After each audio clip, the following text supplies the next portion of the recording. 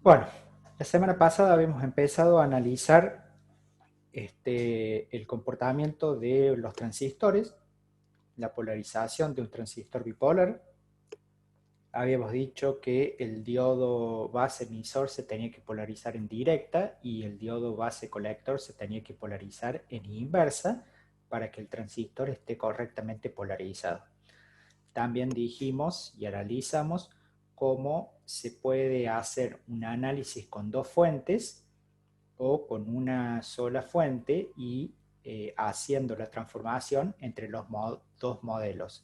O sea, el que tenía dos fuentes tenía un equivalente que la segunda fuente implicaba la tensión de Thevenin y la resistencia de Thevenin del circuito que es el circuito normal que se utiliza cuando queremos polarizar un transistor. Para no utilizar dos fuentes, se usa este divisor de R1 y R2. Una vez que nosotros se nos plantea el problema o un ejercicio, podemos encontrar cualquiera de los dos tipos de circuitos, o este que estamos viendo, o el otro que tiene ya el equivalente de Thevenin, y la B de Thevenin y la R de Thevenin. El primer paso que tenemos que hacer para el análisis del circuito es pasar, sea cual sea el modelo que tenemos, a el equivalente con la tensión de Thevenin y con la R de Thevenin. Entonces habíamos analizado que si teníamos este con el divisor resistivo, para encontrar la RB y la BBB, que era la R de Thevenin y la B de Thevenin, aplicamos estas dos fórmulas, las habíamos analizado y explicado de dónde salían. No era cuestión de aplicarlas de memoria, sino de entender de dónde salía la fórmula. Y luego que teníamos el equivalente de Thevenin, podíamos plantear dos ecuaciones con las cuales podíamos resolver gran parte de las incógnitas del circuito. La primera ecuación era la malla de entrada.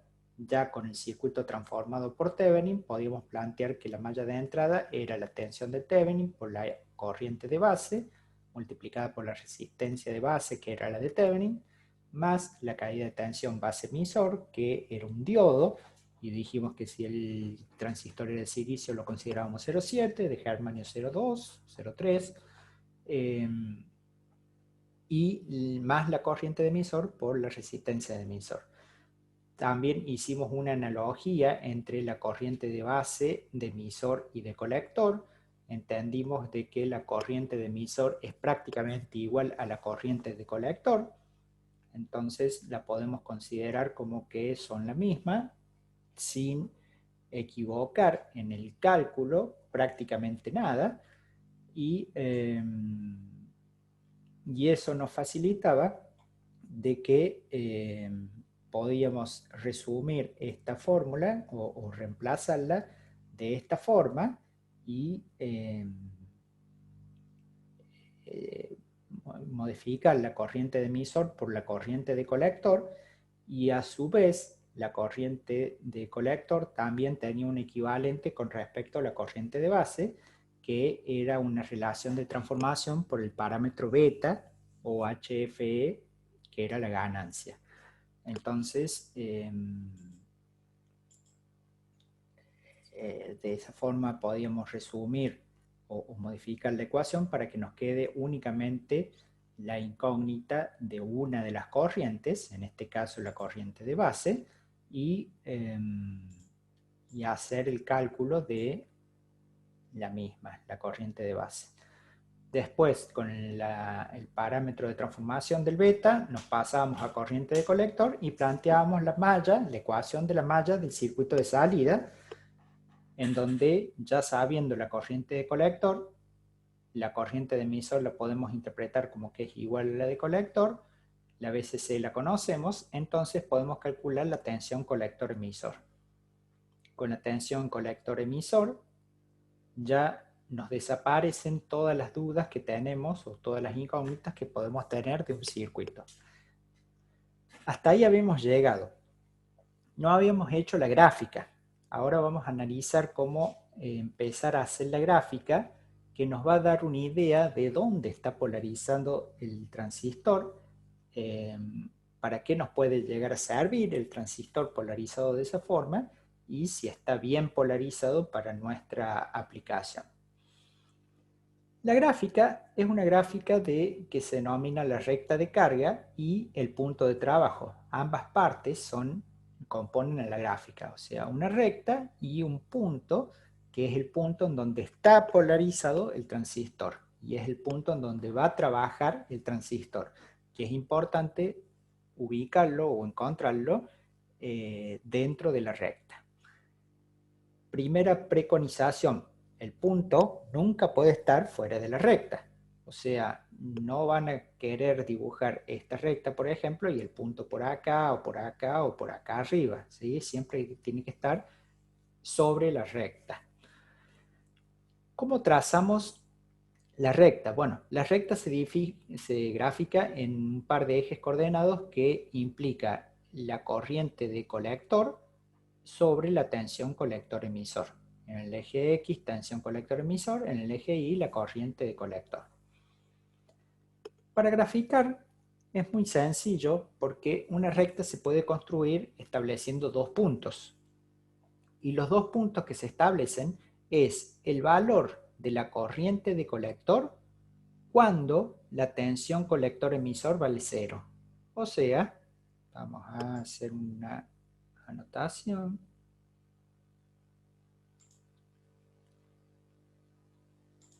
O sea, este punto. Este punto es el valor de la corriente de colector cuando la tensión colector-emisor es 0. Y después graficamos o encontramos ese punto, salió un poco movido, ese punto que es el valor de la tensión colector-emisor cuando la corriente vale 0. ¿Sí? Bien, ¿y cómo calculamos esos valores cuando el otro vale 0? Simplemente buscamos en las fórmulas que habíamos planteado anteriormente. Por ejemplo, esta del circuito de la malla de salida. Si yo quiero saber el valor de la tensión colector-emisor cuando la corriente de colector vale 0, simplifico la fórmula o la reemplazo a ICQ por 0. Entonces 0 por cualquier sea el valor de RC y de RE me va a dar 0. Entonces me dice de que la BSQ máxima va a ser la BCC. ¿Sí? Eso se cumple siempre en cualquier caso que tengamos. ¿Sí? Ahora lo explico cómo se calcula, cómo se encuentra, pero ustedes pueden hacerlo ya de memoria o por defecto, entender de que el BSQ máximo es simplemente el valor de la BCC. Y el Profe, eso ICQ, sería como cortocircuitar colector y emisor, ¿no? El BCQ, no, el máximo. cortocircuitar colector emisor no. Sería hacer de que no haya circulación de corriente, porque la ICQ es 0. ¿Sí? No, Ah, perdón, perdón. yo Sí, no sí. cortocircuito No, colector emisor porque estaba- fíjate justamente que lo que me da colector emisor es la máxima tensión. Pero si no hay corriente, claro, claro. toda la tensión cae en BCQ. Eh, Bien. Y la ICQ máxima sí es como decís vos, tenemos que cortocircuitar el colector emisor. Entonces, la ICQ máxima es de la misma fórmula que estábamos utilizando el circuito de la malla de salida. Cuando BSQ vale 0, ¿por qué vale 0? Y porque lo estamos cortocircuitando. Puedo pasar este término negativo hacia el otro lado del igual y paso dividiendo la resistencia RC más RE y me queda el valor de la ICQ máxima. Ese valor también es por defecto, se lo pueden aprender de memoria, o si no se lo aprenden de memoria, es importante de que lo sepan analizar, o sea, es el valor cuando el otro parámetro vale 0. La BSQ máxima es el valor de la BSQ cuando la ICQ vale 0. Y la ICQ máxima es el valor de la ICQ cuando la BSQ vale 0. De esa forma yo establezco los 12 voltios de BSQ máxima y 1,84 mA de ICQ máxima. Graficando estos dos puntos, 1,84 y los 12, trazo una recta que une los dos puntos. A continuación voy a hacer algunas gráficas que me supieron sorprender y que deseo no volver a ver. Por ejemplo, que la recta de carga era así, con una parte de recta de carga hacia la parte negativa de la BSQ, o que la recta de carga era así, o que la recta de carga era todo, o sea, marcaron los dos puntos y tiraron una gráfica con la regla y se fueron más allá de los valores negativos. Eso está mal. ¿Por qué? Porque no existe la recta de carga en esta zona y no existe la recta de carga en esta zona. ¿Por qué no existe? Porque el punto de trabajo del transistor nunca puede llegar a esas zonas. Nunca puede tener una ICQ negativa. ¿Qué significaría una ICQ negativa? Que circula corriente hacia el otro sentido. Medio raro, por no decir imposible. O una BSQ negativa, ¿qué significa? De que hay un valor de polarización al revés de cómo está polarizada la fuente. Tampoco existe, ¿sí?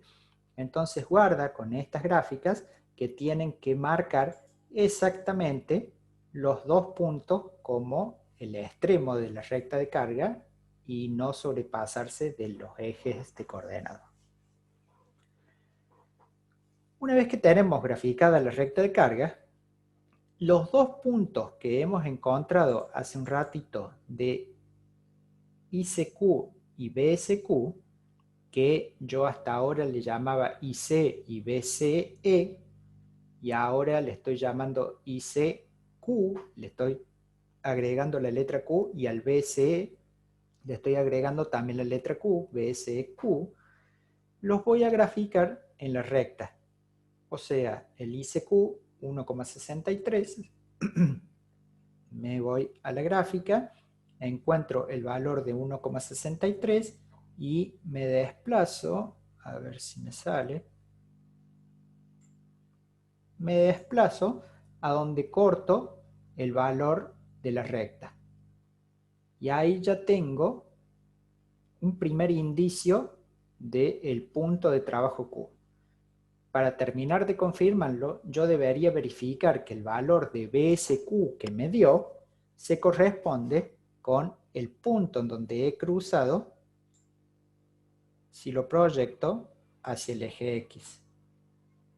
Antes nosotros habíamos encontrado 1,40 voltios y acá medianamente en la gráfica me da 1,40 voltios. Entonces, confirmado de que la intersección de ambos puntos cae, digamos, justo sobre la recta, podemos graficar tranquilos de que el punto de trabajo está en esa posición.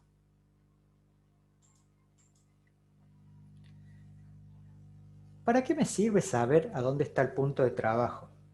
Habíamos hablado la semana pasada de que teníamos tres zonas de polarización en un transistor. Una zona se denominaba corte, otra saturación y otra la zona lineal. ¿Sí? Esta zona es la zona lineal.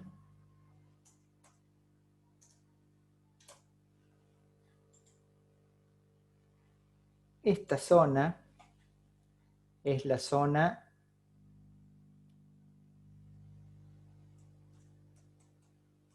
de corte y esta zona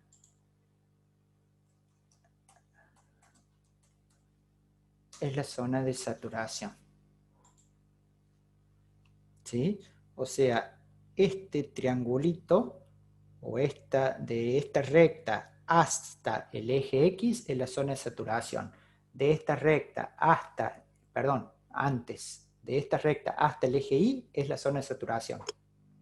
De esta recta hacia el eje X es la zona de corte y todo el resto es la zona lineal del transistor. ¿Y para qué me sirve o cómo lo puedo usar al transistor en esas diferentes zonas, o para qué me puede servir el transistor en las diferentes zonas? Bien, el transistor, como ustedes lo conocen o lo pueden haber escuchado o ya han tenido algunas clases sobre transistor en las otras materias o en la misma dispositivos, se usa mucho para amplificación, ¿sí? Amplificación de corriente justamente, pero al amplificar corriente lo podemos diseñar para hacer un amplificador de potencia. Entonces, para que funcione dentro de esa zona, lo tenemos que poner en lo que se denomina la zona lineal. ¿Por qué la zona lineal? Para que toda la señal que yo estoy inyectando en la entrada se amplifique de la misma forma. Ah, pero y hay algunos amplificadores que distorsionan. Vieron que hay algunos amplificadores que son un poco más especiales, que lo utilizan para grabado de música o para los boliches, en donde distorsiona un poco algunos tonos, algunas frecuencias. Bueno, podemos diseñar entonces algún amplificador que responda bien a algunas frecuencias y no tan bien o en diferente proporción a otras frecuencias, o que esté trabajando muy cerca de alguna zona de corte o de saturación, en donde son zonas en donde el transistor no amplifica. Bien, en esta zona lineal se cumple la característica que habíamos hablado la semana pasada y que recién también mencionamos, en donde la corriente de colector es igual al beta por la corriente de base. Fuera de la zona lineal, o sea, en la zona de saturación y en la zona de corte, esta preconización no se cumple. La corriente de colector no es igual a beta por la corriente de base. ¿Y para qué me sirve la zona de corte y la zona de saturación? Bien, este año todavía no lo vamos a ver, no lo van a ver mucho, pero a partir del año que viene puede que ya lo empiecen a ver en amplificadores inclusive. En amplificador clase AB, ustedes ya están familiarizándose con el amplificador clase A en aplicado 1, y el año que viene van a ver el amplificador clase AB, en donde sitúa al punto de trabajo más cerca de estas zonas de corte y de saturación, y hace un conjunto de transistores, no es un único transistor el que amplifica, pero con un conjunto de transistores logro hacer una mejor amplificación, incluso con un mejor rendimiento que el amplificador clase A que ustedes están analizando y viendo en este momento. Pero eso es cuando ponemos al transistor casi en el límite del corte y de la saturación, pero todavía en la zona lineal. Existen otras aplicaciones en donde lo ponemos directamente en la zona de corte y en la zona de saturación. ¿Cuál la aplicación?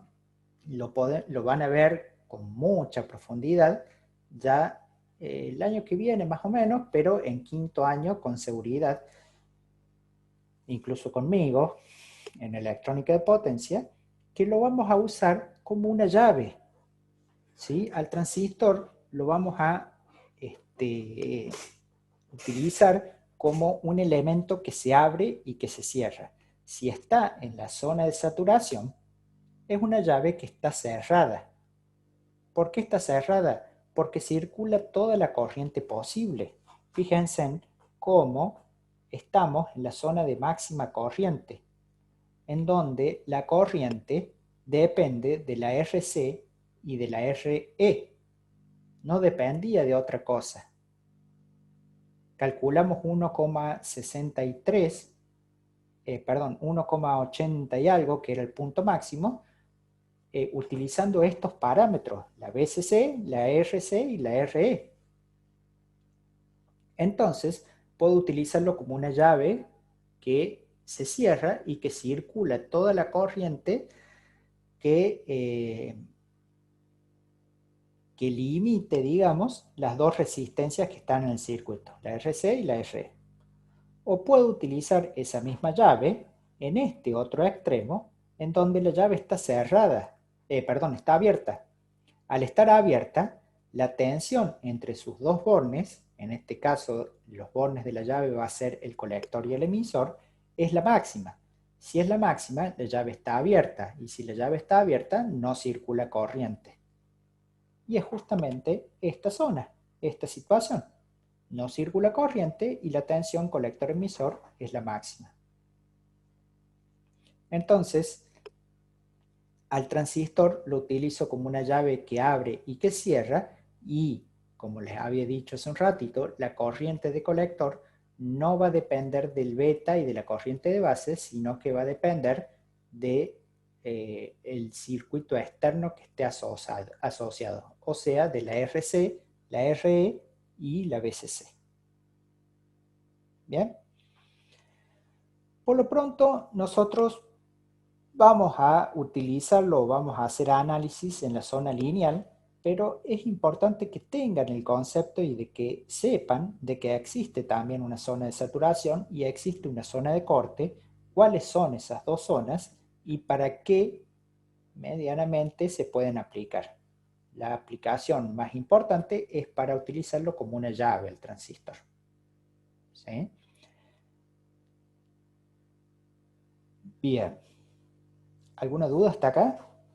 Interrúmpanme si tienen alguna duda en algún momento. Bueno, vamos a borrar. ¿Cómo sigue el planteo? Bueno, a ver qué decía el ejercicio.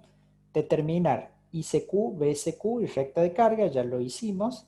Encontrar el valor de la potencia CC y de la potencia TR, o sea, la potencia de la fuente, la PCC, así como la BCC es la tensión de la fuente, la PCC es la tensión de la potencia de la fuente, y la PTR es la potencia del transistor. Bueno, para encontrar la potencia de la fuente no es un gran inconveniente porque es simplemente la BCC por la ICC, o sea, la corriente total de la fuente. Y la corriente total de la fuente, si vemos el circuito, o sea, la BCC ya la sabemos, ¿no? La conocemos. La corriente total de la fuente es la corriente que circula por acá, por RC, TR y RE, que es la que nosotros ya conocemos como la ICQ, más la corriente que se deriva por acá, por R1, y después encuentra una intersección y se va parte por la base y parte por R2. ¿Cómo podemos calcular esta corriente que viene para acá para sumársela a la otra? Bueno, veamos. Si a la BCC le resto la tensión BR2, o sea, la tensión que está en la resistencia de abajo, voy a tener la tensión que está en la resistencia de arriba. Dividido la misma resistencia, me va a dar la corriente que pasa por acá. Y voy a encontrar la incógnita que estoy teniendo en este momento. Bien, escribamos esa fórmula. BCC menos BR2 sobre R1. Pero todavía tenemos algunas dudas, porque la BR2, ¿cuánto vale? La R1 la sabemos, es un dato, pero la BR2, bueno, la BR2 la podemos analizar como que es una tensión que está en paralelo con otra tensión que podemos llegar a conocer o a calcular. ¿Cuál es esa otra? La tensión base emisor más la tensión de R emisor. O sea, la BR2 es igual a la B base emisor más la BRE. Eso es lo que puse. ¿Dónde está? acá, la BR2 es la tensión base emisor más la I de emisor por la R de emisor. Todos estos datos los conocemos. Base emisor es 0,7, IEQ es igual que ICQ prácticamente, ponemos el mismo número, RE lo conocemos y podemos calcular entonces toda la fórmula y encontrar el valor de la corriente que se va a través de R1. A ese valor más el valor de la ICQ, que ya lo conocemos, lo multiplicamos por la BCC y encontramos la potencia de la fuente. ¿Por qué es importante entender o saber cuál es la potencia de la fuente? Y porque en un diseño las fuentes tienen su limitación.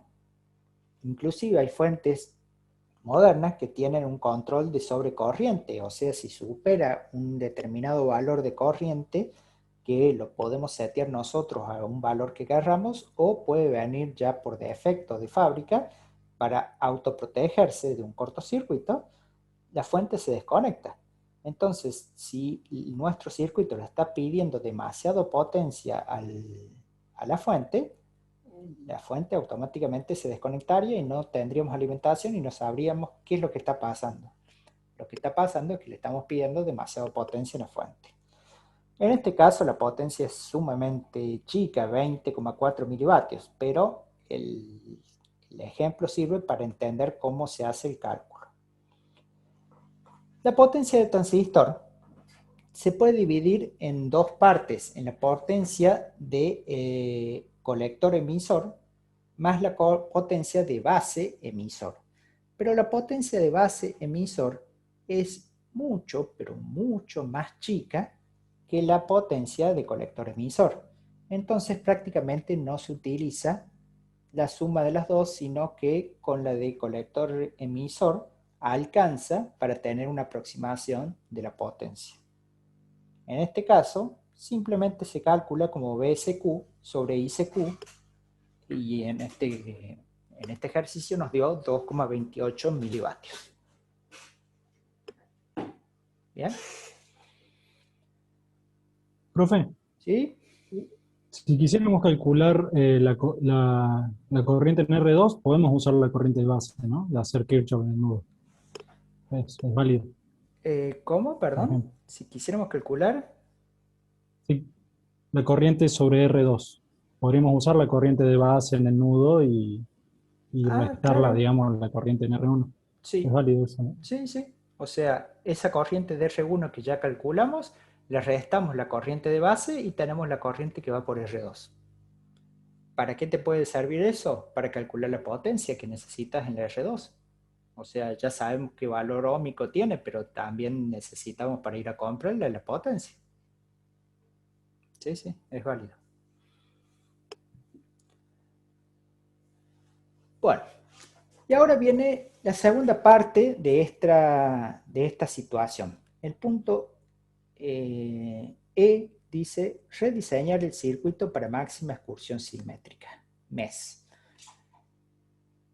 ¿Qué significa máxima excursión simétrica? En la recta de, ahí. En la recta de carga, nosotros vemos de que el punto de trabajo está más bien cerca de la zona de saturación. Está muy alejado de la zona de corte, pero bastante cerca de la zona de saturación. Cuando nosotros pongamos una señal en la entrada, una señal para amplificar, ya lo van a ver, esto creería que todavía no lo han visto en ninguna materia, pero algunos indicios van a tener este año y con más fuerza lo van a ver el año que viene. Este punto de trabajo va a ir excursionando, o sea, con una señal de entrada se va a ir moviendo a lo largo de la recta. Si fuera un tono puro, de una frecuencia pura, o sea, no un audio que tiene una suma de un montón de frecuencias, sino un tono puro, ese tono en el semiciclo positivo va a llevar el punto de trabajo hacia esta zona de la recta de carga y en el semiciclo negativo va a llevar hacia esta zona de la recta de carga. Pero ¿qué pasa? Ese tono que yo voy a inyectar no debería tener de tensión pica positiva más que esta diferencia, lo cual es muy chiquita, o sea, 1,63 y 1,80 y algo, estamos hablando de 200 microamperes. O sea, la excursión de la corriente de colector no debería ser mayor a 200 microamperes en el semiciclo positivo. Pero en el semiciclo negativo,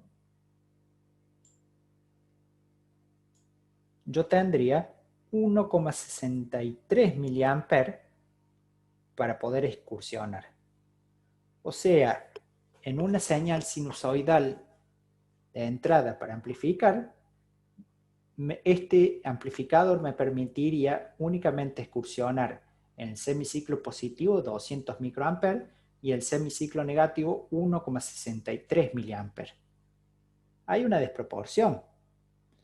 Normalmente esa señal no existe o no es muy frecuente de encontrar en donde el semiciclo positivo sea tan chiquito y el negativo sea tan grande. Entonces, lo que se busca es siempre tratar de ubicar el punto de trabajo en el centro de la recta de carga. ¿Para qué? Para que yo tenga una excursión del semiciclo positivo igual que la excursión que tengo en el semiciclo negativo. Entonces, de esa forma, tengo polarizado el transistor en MES, que es lo que pide la consigna, y MES significa en máxima excursión simétrica. Justamente la palabra está diciendo lo que yo le estoy explicando. El punto tiene una máxima excursión en forma simétrica hacia el semiciclo positivo y hacia el semiciclo negativo, o hacia arriba de la recta de carga y hacia abajo de la recta de carga. Bien, ¿y cómo hacemos para polarizar el transistor en esa zona? Y bueno, vamos a tener que cambiar todas las resistencias de base, las resistencias R1, R2, la RE quizás, la RC, no sé, veremos. Pero por lo pronto, con seguridad, vamos a tener que cambiar las resistencias.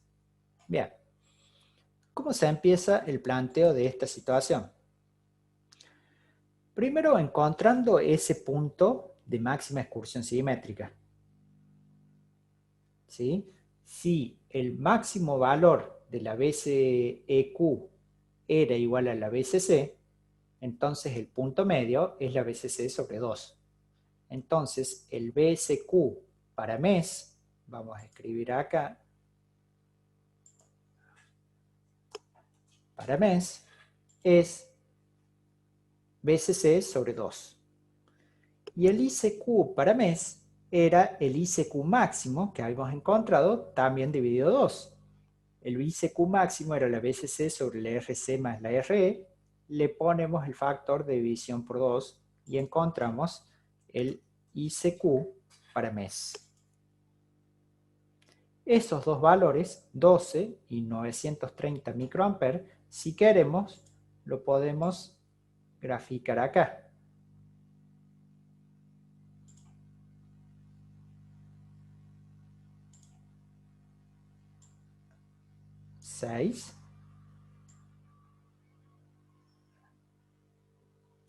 Y 0,90 y algo era. Ahí tenemos el máximo o el punto medio en donde deberíamos traer la polarización del transistor hacia acá para dejarlo en lo que se denomina máxima excursión simétrica al transistor. Bueno, ¿cómo sigue? Acá hay una fórmula que sí deberían aprender de memoria, aunque tiene su explicación en la teoría. En la teoría ustedes van a ver de que la RB debería ser mucho más chica que el factor de beta por RE. Si nosotros cumplimos con esa condición, vamos a tener una buena estabilidad en la polarización del transistor. En este caso, ese factor lo hago de 10. Pero este valor de 10 acá puede cambiar. Si ustedes quieren pueden usar 15, 20, 25, ¿sí? Normalmente todos los autores usan 10, pero el 10 no es un factor que sale eh, de algún cálculo, sino que es un criterio. El criterio es que sea 10 veces la RB, 10 veces más chica que el producto de beta por RE. ¿Y qué es lo que significa una buena estabilización? Cuando ustedes armen este circuito, el beta, el HFE del transistor, va a ser bastante dispar un transistor con respecto a otro. ¿Qué es lo que quiero decir? Eso lo vamos a ver un poco en el práctico. En este caso nosotros estamos haciendo todos los análisis con un transistor que tiene un beta de 150. Pero les puedo asegurar que si ustedes buscan en internet un transistor que tenga el beta de 150, primero no van a encontrar uno que diga que el beta es exactamente 150, sino que van a encontrar uno que va a decir entre esto y esto. Y esos márgenes pueden llegar a ser, por ejemplo, entre 120 y 180. Y cuando ustedes lo compren, pueden comprarse toda una tira de transistores del mismo fabricante que fueron producidas en el mismo momento, o sea, si están en una tira uno al lado del otro, es porque fueron producidos en el mismo momento, en el mismo instante, por la misma máquina, por el mismo operador, y cada uno va a tener un beta que va a variar dentro de 120 a 180. No van a tener todos 150 exacto, o 140 exacto, o 170 exacto. Van a ir variando bastante. Entonces,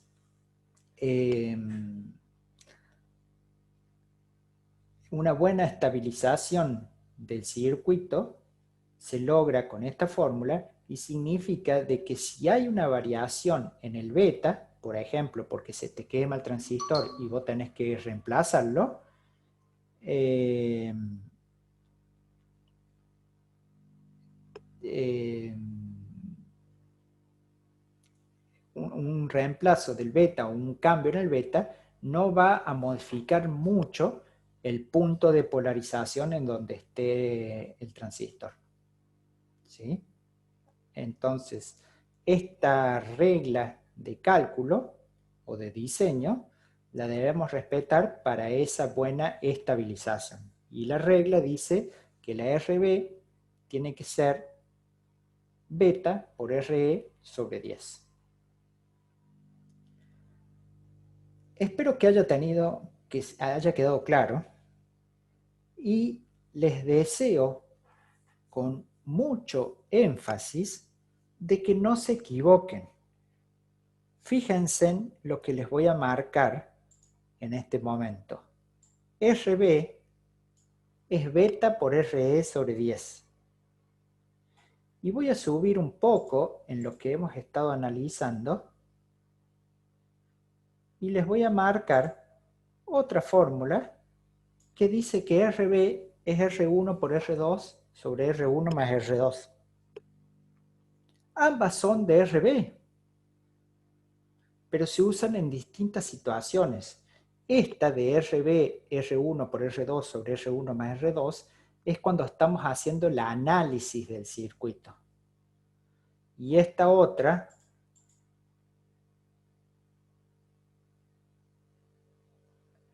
de beta por RE sobre 10 es cuando estamos haciendo el diseño del circuito. El diseño para máxima excursión que estamos buscando ahora. Es muy común que cuando diseñen se equivoquen poniendo la otra fórmula. O cuando calculen el R de Thevenin en el análisis, digan, bueno, la R de Thevenin es beta por RE sobre 10. No. La R de Thevenin es R1 en paralelo con R2, como vimos recién hace un ratito arriba. no es beta por RE sobre 10. Guarda con ese error, porque es muy común en ustedes cuando están empezando a hacer estos tipos de circuitos. Bien, como acá estamos diseñando RB, beta por RE sobre 10, 22,5K, y con ese valor planteo la malla de entrada. La malla de entrada estaba compuesta por IB por RB, más base emisor, más IE por RE. El IB lo puedo reemplazar por ICQ sobre beta. El ICQ lo sé porque es el punto en donde yo estoy queriendo polarizar. El RB lo sé porque lo acabo de calcular en el paso anterior. La base emisor la sé porque es una característica del transistor de silicio. ICQ y RE también. Entonces, con todos esos valores que yo ya conozco, calculo la tensión base BBB, que es la tensión de Thevenin, que es la nueva tensión de Thevenin. O sea, anteriormente yo había tenido una RB y una BBB, y ahora estoy rediseñando para poner al transistor en otro punto de trabajo, y encuentro una nueva RB y una nueva BBB.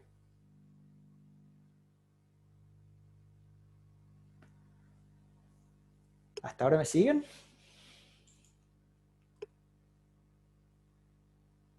Sí, profe. Bueno, Cuando hace beta por RE, es el beta más uno del teórico, ¿no? Que no se sí, considera exacto. alguno para... Exacto, el beta más uno. ¿Sí? Acá directamente en la parte práctica, con que pongamos beta o beta más uno, da lo mismo. O sea, yo lo considero bien cualquiera de las dos opciones. Bien, acá lo calculo y me da 2,22 voltios. Bien, ahora lo que tengo que hacer es transformar esta RB y esta BBB en las dos resistencias que lo conformaban antes de hacer el Thevenin. O sea, estoy yendo los pasos hacia atrás. Yo en un principio tenía las dos resistencias, encontré el Thevenin y analicé en qué punto caía de la recta de carga, punto de trabajo y la recta de carga. Como no me gustó a dónde está, lo pongo en el punto que quiero, encuentro una nueva BCQ y ICQ y empiezo a ir para atrás. El primer paso es encontrar el BBB y el RB, que ya lo acabo de hacer, y el segundo paso es encontrar la R1 y la R2. La R1 y la R2 también son dos formulitas que deberían medianamente aprender de memoria. Tienen su explicación, tienen su análisis, pero yo voy a dejar que ese análisis lo saquen del teórico, ¿sí? Eh, pero es un análisis un poquito más largo y para ustedes es mucho más fácil recordar de memoria la fórmula, ¿sí? De hecho, ya tanto hacer este tipo de ejercicios se la van a recordar, pero muy fácilmente. Pero acá hay un nuevo inconveniente o hay un nuevo problema. La primera fórmula es la de R1, PCC sobre BB por RB, y la segunda fórmula, la de R2, RB sobre 1 menos BBB sobre BCC. La R1 que yo calculo con esta fórmula es, como les había dicho la semana pasada, la R que está acá arriba, del divisor resistivo, la que está arriba, y la R2 del divisor resistivo, la que está abajo. O sea, esta fórmula, ¿dónde estaba? Acá, sirve para encontrar la resistencia que va en la parte de arriba del divisor resistivo, y esta fórmula sirve para encontrar la resistencia que está abajo del divisor resistivo. No confundir eso. ¿Por qué? Les digo, porque yo soy bastante HDP y en algún ejercicio les voy a poner acá que esta se llama R2 y esta se llama R1. Y van a meter la pata más de la mitad de ustedes. Entonces, no tengan en cuenta, o puede que le haga otra, puede que le ponga que esta se llama R5 y esta se llama R6. Y ya no saben qué hacer. Pero yo me acuerdo con R1 y con R2, y ahora ¿qué hago si son 5 y 6? Bueno, entonces aprendan las fórmulas, concientícense de cuál es la fórmula para la resistencia que está aquí arriba y para la resistencia que va aquí abajo. Una vez que yo encuentro esas dos resistencias, ¿dónde estaba? Acá, R1 y R2, me dio 121,4K y 27,6K. Esos dos valores no vienen comercialmente, entonces yo debería normalizarlos. Normalizarlos significa llevarlos hacia algún valor próximo. En este caso, la R1 la voy a llevar a 120K, y la R, que es el más cerca, y la R2 a 27K. No hay ningún inconveniente en que ustedes las lleven hacia un valor hacia arriba y hacia un valor o hacia algún valor hacia abajo. Siempre traten de llevarla hacia el valor más próximo, ¿sí? Si es hacia arriba, hacia arriba; si es hacia abajo, hacia abajo. Primera regla. Segunda regla: si da más o menos lo mismo llevarla hacia arriba o hacia abajo porque la variación es parecida hacia ambos lados, llevar las dos hacia el mismo lugar. O sea, si la R1 la normalicé con un valor hacia arriba, la R2 también. Y si la R1 la normalicé con un valor hacia abajo, la R2 también. Eso hace de que no varíe mucho el punto de trabajo real a donde vamos a dejar el transistor con respecto al teórico ideal que nosotros queríamos. ¿Cuál era el teórico ideal? 6 voltios y 932 microamperes.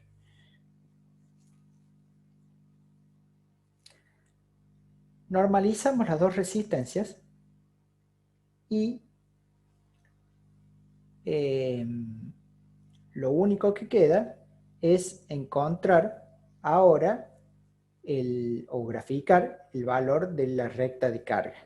Si nosotros hacemos todo el análisis que habíamos hecho anteriormente, pero ahora, o sea, en los primeros puntos, pero ahora con una R1 de...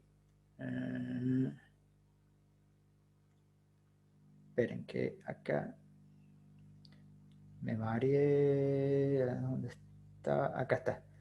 La R1 de 120K y la R2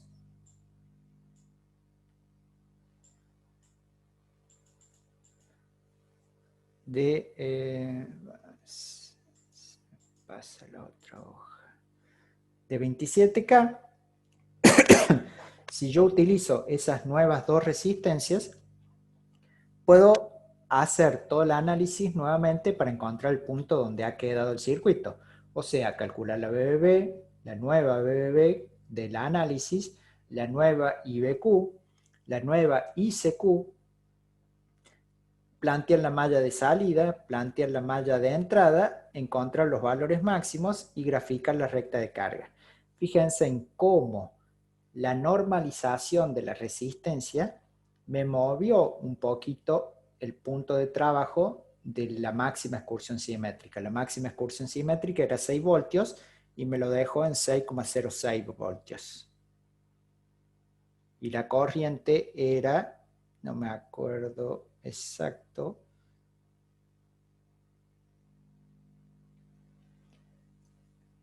$923 microamperes, y me lo dejo en 913 microamperes. ¿Sí? Pero está muy cerca de la máxima excursión simétrica, y podemos decir de que vamos a tener una buena excursión tanto del semiciclo positivo como negativo, prácticamente igual hacia ambos lados. graficamos la nueva recta. En realidad no es nueva recta de carga porque la recta de carga se mantiene. Lo que hice es mover el punto Q de acá arriba hacia el medio. Y con esto creo que el punto que sigue pide encontrar nuevamente el valor de potencia y de fuente y de transistor.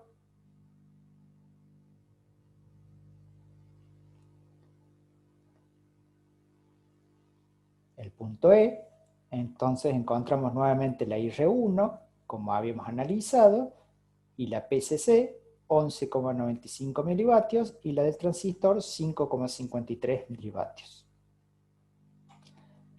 Y después, el último punto, presten un poquito de atención porque esto puede que no lo analicen en aplicada, o sea, todos estos análisis que estoy haciendo yo con ustedes, también lo hacen en aplicada, ¿sí? Estamos redundando en el tema porque es sumamente importante, pero es un tema que se da en las dos materias. Pero este punto en particular puede que no lo tengan o que no lo analicen en aplicada. Dice calcular el valor de la RC máximo para que el transistor se mantenga en una región lineal. Y fíjense un poquito más arriba en los datos, dice de que el transistor sale o se pasa a la saturación, el límite de la saturación de la BSQ es 0,2 voltios. Vamos a ver un poco la recta de carga, 0,2 voltios, recuerden ese valor. Esta es la nueva recta de carga. ¿Se acuerdan cuando hace un ratito yo les dije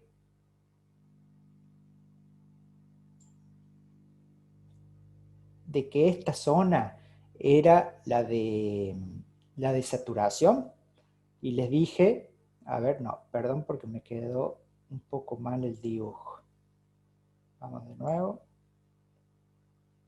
Esta zona, o sea, partiendo desde el 0 hacia arriba, es la zona de saturación, ese triangulito que queda ahí. Ahora me está diciendo de que hay un valor de saturación,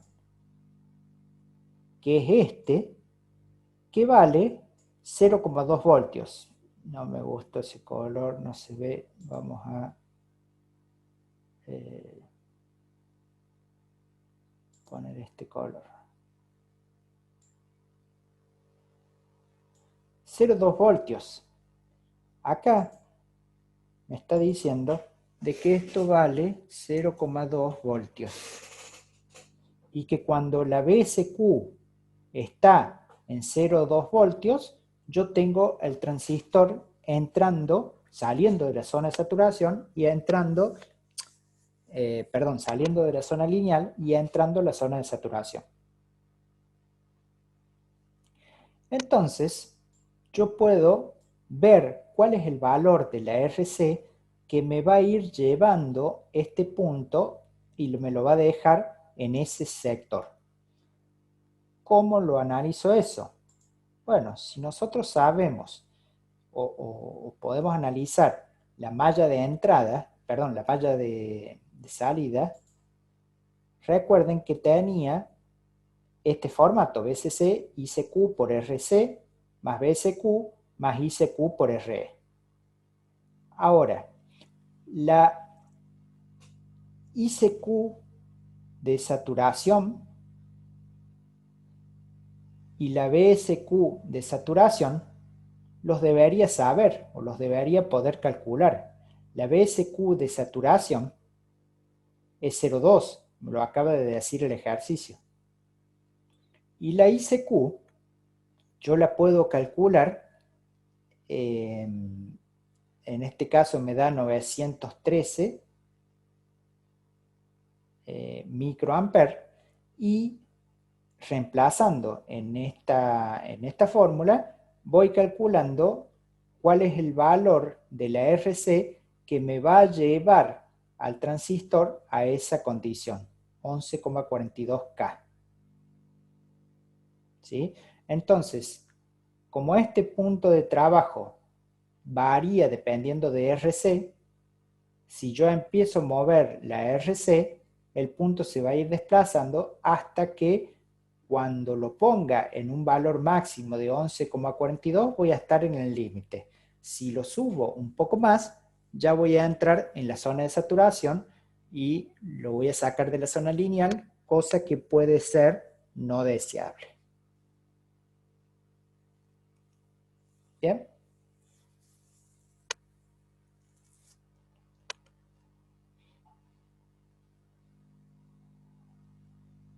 ¿Alguna duda? Profe, ¿la corriente la saca con beta? ¿O cómo la calcula? La La corriente 913 micro. con el circuito de la malla de entrada y con beta, sí. O sea, a ver,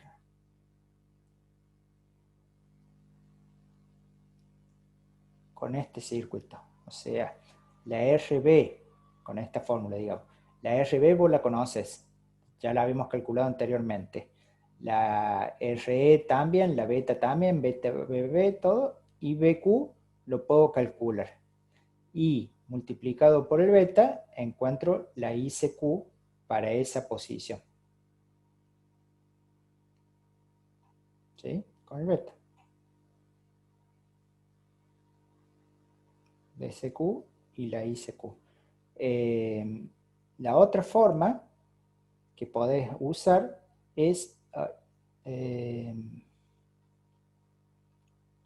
si la BSQ a ver, si la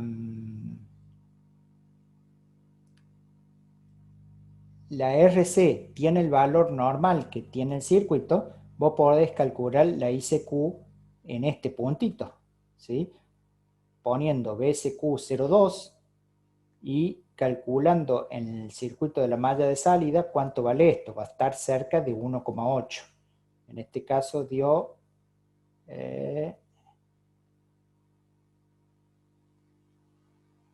¿dónde estaba? 913 microamperes.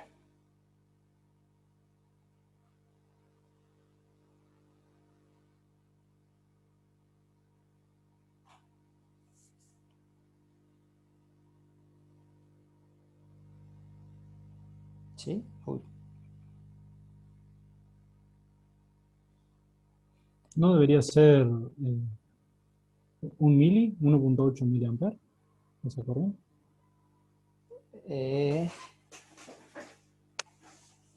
Sí, 1,8 y acá qué dice.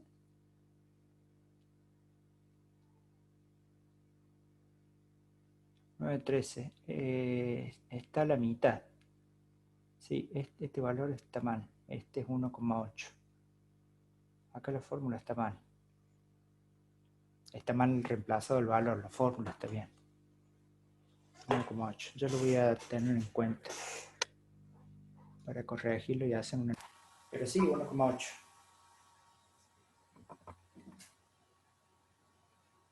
Pero en ese punto, la corriente de colector todavía depende de beta. O sea, estamos como en el límite de la parte lineal, ¿no? En ese punto la corriente de colector, ¿qué? Todavía depende de beta, digo. Estás Exacto, como sí. buscando ese límite. Sí, ese es el límite. Ya a partir de ahí, un poquito hacia la izquierda, ya no depende más del beta.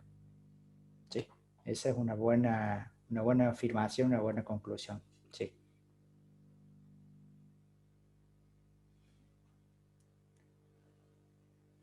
Bueno.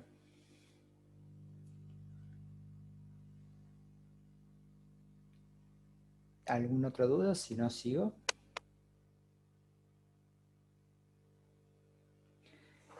El ejercicio 2 se los voy a explicar un poquito por arriba y les voy a dejar a que ustedes hagan el análisis por su cuenta de tarea, podemos decirlo así. Fíjense que ha cambiado un poco la conexión. Es los mismos componentes, pero ahora la conexión de la R1 está acá arriba. Entonces, básicamente lo que nosotros tenemos que hacer es plantear las ecuaciones de la malla de entrada y la malla de salida, pero con este nuevo tipo de conexión. Acá lo que pide, el primer punto, es encontrar el valor de la R1, o sea, la R1 no es un dato, sino que la RE es un dato, la RC es un dato y la R2 es un dato. La beta, la base emisor, y nos da como ayuda la corriente de emisor. ¿Sí? La R1 es una incógnita. ¿Cuál es la solución? Bueno, calculo la corriente de base, calculo la tensión R de emisor y calculo el valor de la corriente por R2. ¿Cómo? Como la suma de estas dos tensiones dividido la R2. Cuando tengo ese valor de corriente, se lo sumo a la corriente de base y tengo el valor de la corriente que hay por R1. Primer dato que me ayuda para encontrar la R1, la corriente que pasa por esa resistencia. Por otro lado, necesito saber la tensión. Para calcular la tensión puedo decir que la tensión en la R de colector es igual a la, sí, en la R de colector es igual a la ICQ más la IR1, o sea, la ICQ más la IR1. Por esta resistencia no pasa la de colector únicamente, pasan las dos, la de colector más la IR1. Multiplicada por la resistencia. Ambos valores de corriente lo sabemos porque era un dato los 2 mA más los 72 que lo hemos calculado recién y tengo la tensión en la R de colector. Si a esta tensión la trabajo junto con la BCC y la BR2, calculo la tensión en la R1. O sea, si hago una malla, yo puedo calcular que la BCC es igual a la BRC más la BR1 más la BR2 a masa. No me interesa lo que pasa en el transistor o en la RE, pero sí puedo encontrar como que un camino de suma de Thevenin es BCC igual a BRC más BR1 más BR2. BRC lo sé porque lo acabo de calcular, BR2 también lo sé porque lo calculé hace un ratito, y encuentro el valor de BR1. Con ese valor de BR1 calculo la R1 y la corriente que ya la tenía. ¿Cuál es el objetivo de este circuito? Que no se centren o que no se vuelvan unas maquinitas de calcular el circuito normal de polarización de los transistores. El que tiene una R1, una R2, una RC y una RE y están siempre conectadas de la misma forma. Porque en la práctica no se van a encontrar con ese circuitito siempre así tan básico y tan bonito y fácil de calcular. Se van a encontrar con algunas otras combinaciones de circuitos que no van a entender para qué sirven o qué son o qué hacen si no lo analizan de esta forma, tratando de encontrar mallas de corrientes o de tensiones para encontrar algún comportamiento en algún transistor o en algún componente o en el transistor en particular. Fíjense en cómo yo utilicé muy poco las fórmulas del transistor y encontré valores de una resistencia que me estaba faltando. ¿Por qué me estaba faltando? Y porque quizás se había quemado y tenía que encontrar cuál era el valor para ponerlo nuevamente. O quizás estoy haciendo un diseño y necesito poner al transistor en un cierto punto de trabajo, pero no lo tengo conectado acá arriba, la R1, sino acá abajo. ¿Y qué hago? Modifico el circuito, porque yo sé de que el circuito que me enseñaron en clase va conectado allá arriba. No, hacen el análisis de mallas, de entradas, de salidas, de Thevenin, de ley de Ohm. El objetivo, mi objetivo en particular, no es que ustedes se aprendan de memoria el valor con el Zener y la resistencia, el valor con el transistor y las 4 resistencias, y que todo sea muy mecánico o muy receta de cocina y que encuentren todo, si se acuerdan las fórmulas. Sino que analicen, que sepan analizar circuitos para encontrar diferentes alternativas.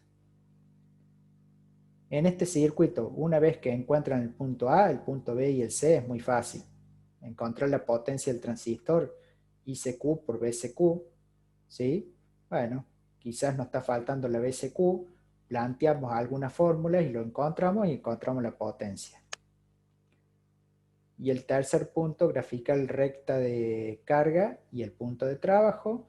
Bueno, la recta de carga, podemos calcular el punto máximo de BCQ y ICQ y encontrar, tirar la recta de carga, graficarla y ya sabemos el ICQ y el BCQ, entonces graficamos el puntito. Y se acabó el circuito.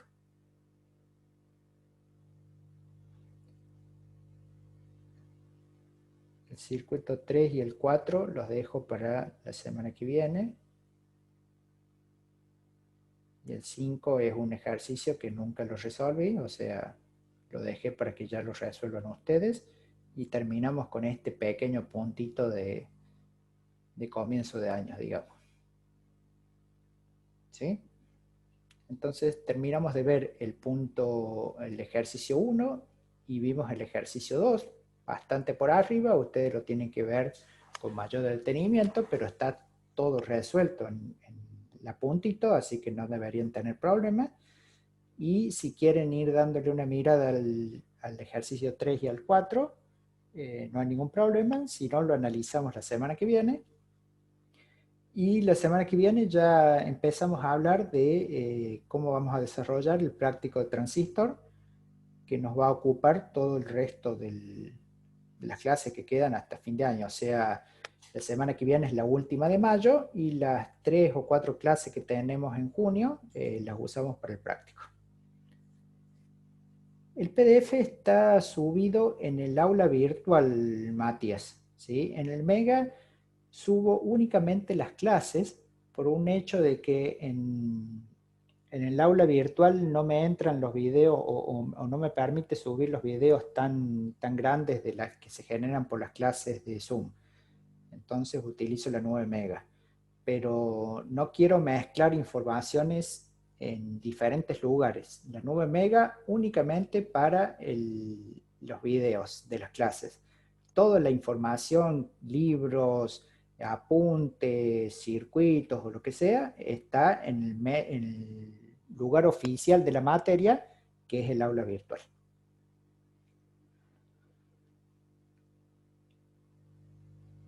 Bueno, ¿alguna otra duda?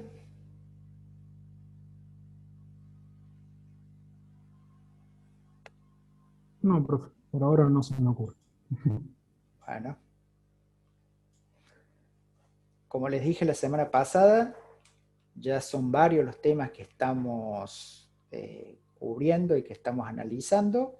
Estamos entrando en la última parte de los temas de este primer cuatrimestre, con el práctico que vamos a hacer de este transistor, y todo ese material va para el primer parcial, que es cuando volvamos de las vacaciones. Pero empiecen a estudiar, empiecen a repasar y empiecen a sacarse las dudas si es que las tienen de algún tema anterior. ¿Sí?